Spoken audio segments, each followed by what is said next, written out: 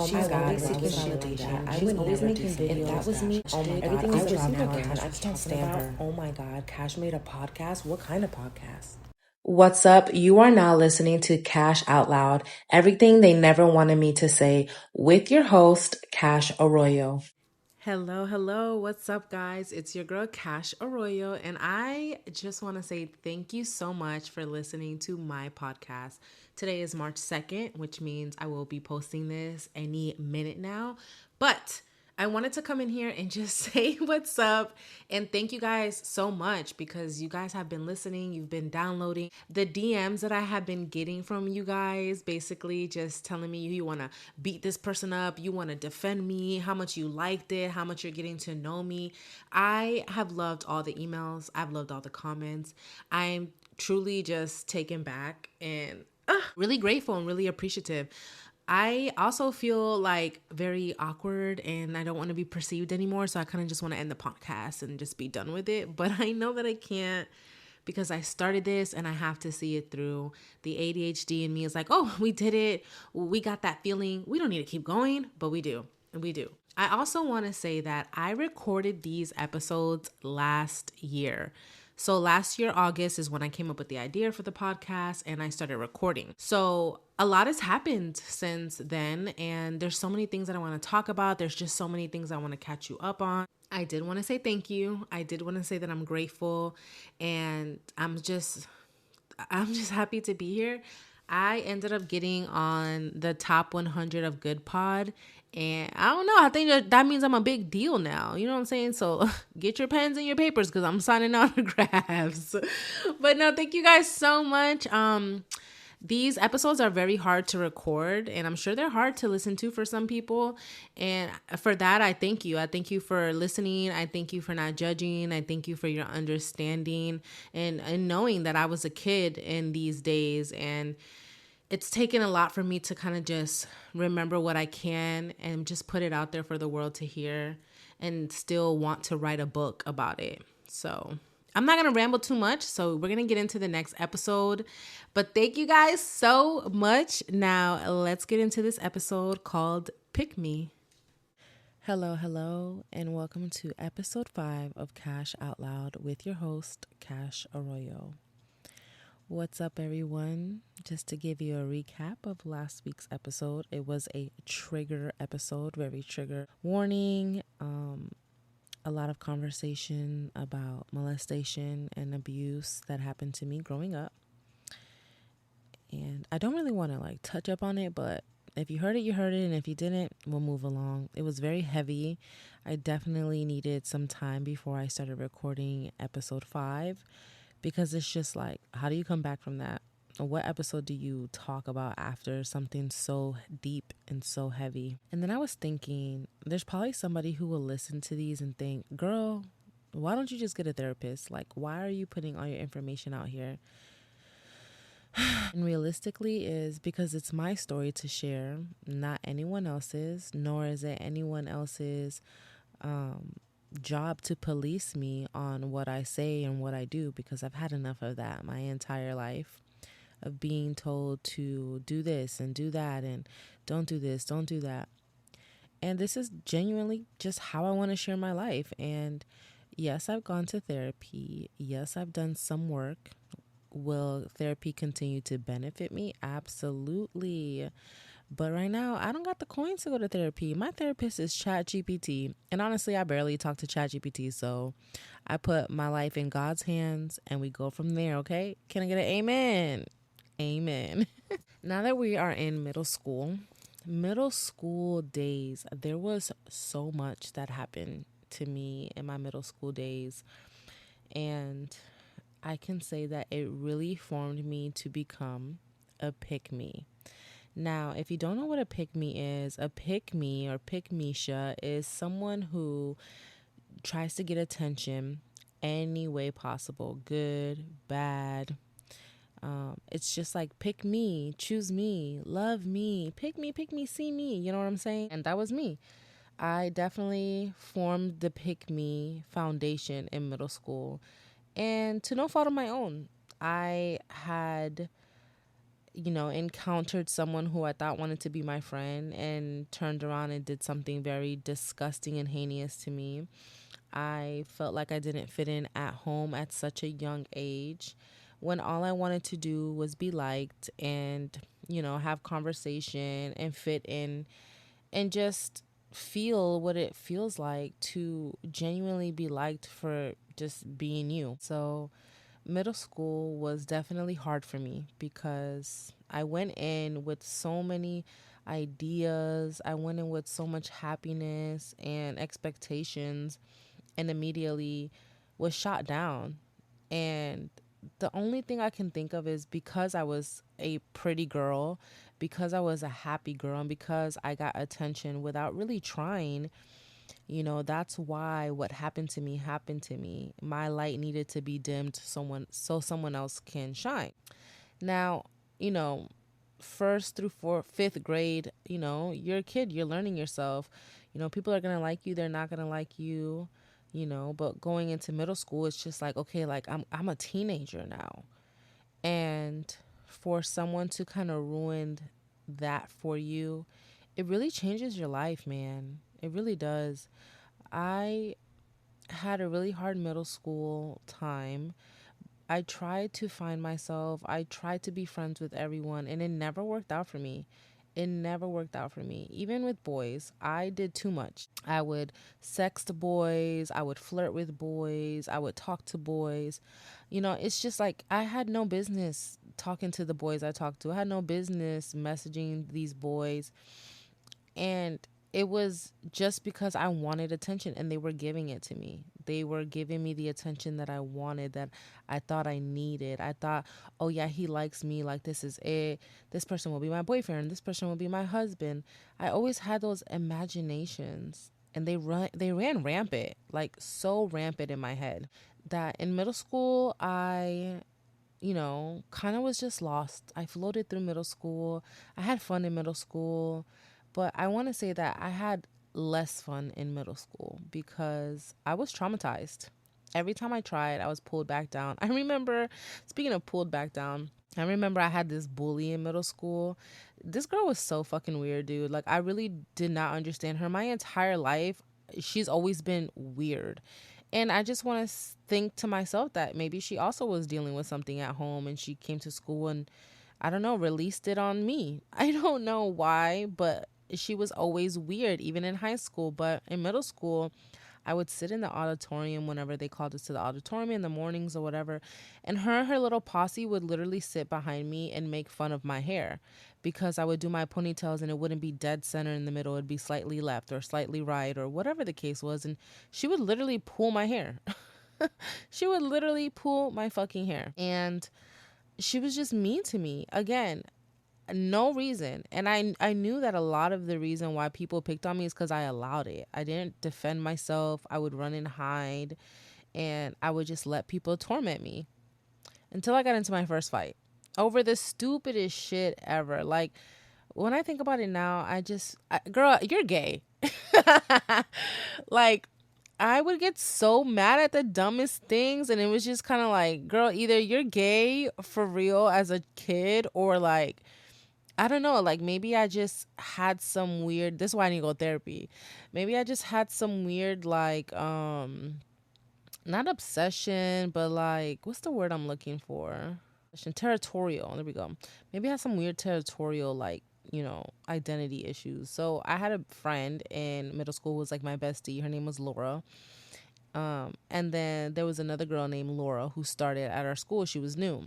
Me and my bestie Laura were besties, whatever. So, we always hung out during gym. We'd always dress out. We would just talk, whatever. So one day a new girl comes to our school named Laura.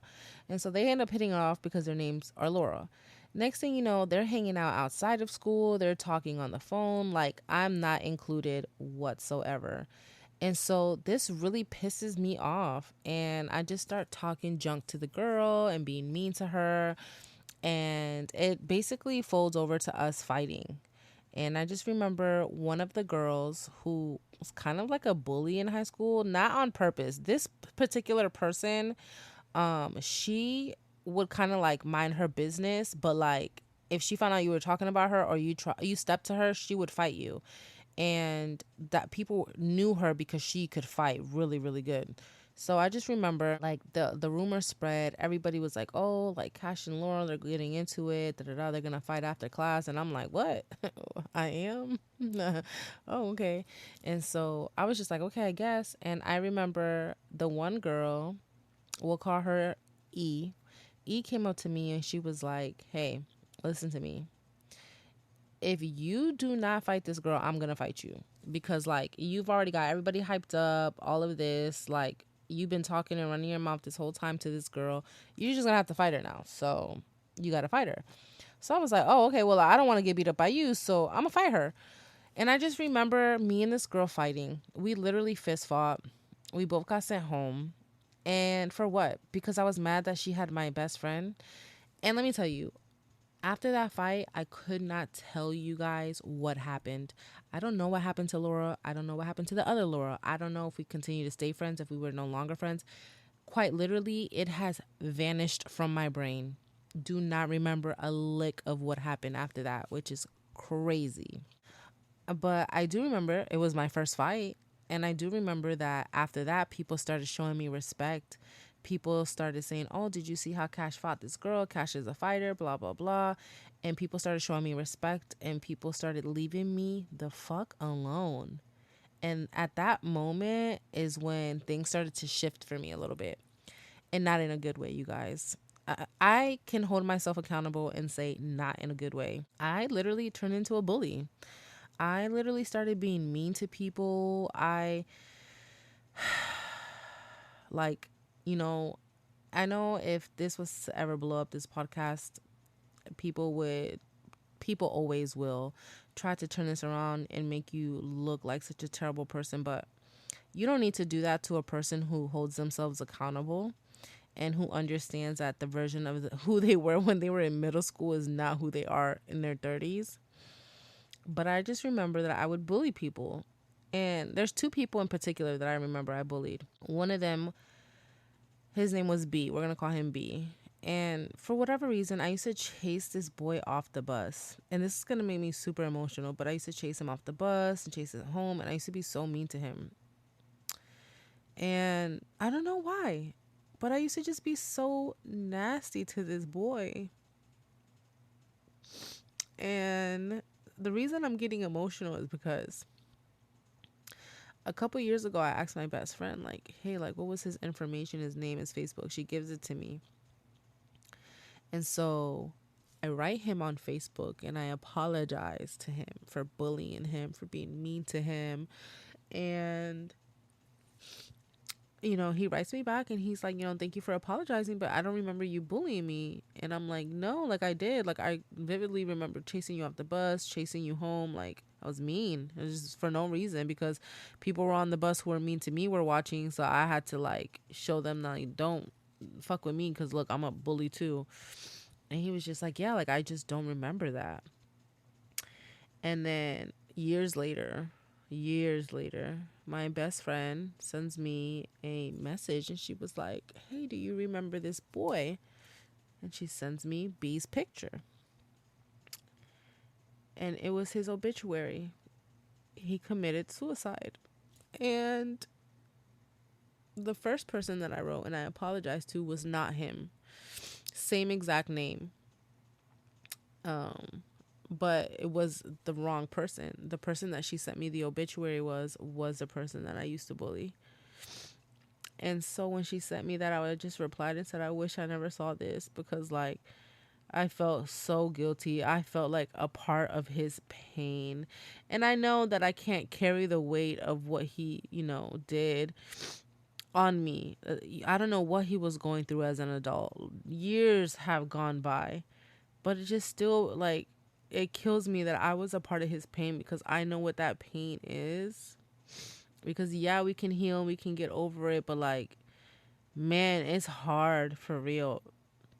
And sure, I mean, I wasn't like probably the worst person on the world to him, but like chasing him off the bus and chasing him home, wow. But that broke me to see that obituary and knew that that's how he passed away. Because like, man, he must have been dealing with some heavy shit. And that shit really, I carry that a little bit because damn, I wish he would have gotten my apology. I wish he would have knew that, kids will be kids, and that I apologize and that I didn't mean it. This shit sucks, y'all. It really sucks. Moving on from B, may God rest his soul. I pray you made it to heaven's gates and you're now at peace. Truthfully, honestly, I really do. So you were a good kid, dude. You were not a bad person. And then the other person that I tried to bully, oh my God. Her name was like something that I can't even like pronounce, but we'll call her V. V was so snappy. She did not allow me to bully her no matter how hard I tried. V wore like skirts every day. She was some part of religion. She was super into God, but she had a mouth on her though. She had a mouth on her, and she was snarky and snappy, and I would say something to her and she would say something back, and I would try to bully her. And I feel like I even tried to fight her one time, and she's, mind you, I'm 5'3". That girl's probably like 4'11". And she would step to me right back and be like, "What's up?" Like, you think because like I wear these skirts and I'm like religious and stuff that, you know, I'm scared of you, whatever. Like, she always made me like bite my tongue. She showed me that she couldn't be bullied. I still tried though. I tried like hell to bully that little girl, but she did not allow me to bully her. And I always think about her. Like, I always think, wow, like that's a soldier of God for real. Like, God showed me that I could not bully his kids for real, because like she didn't allow it.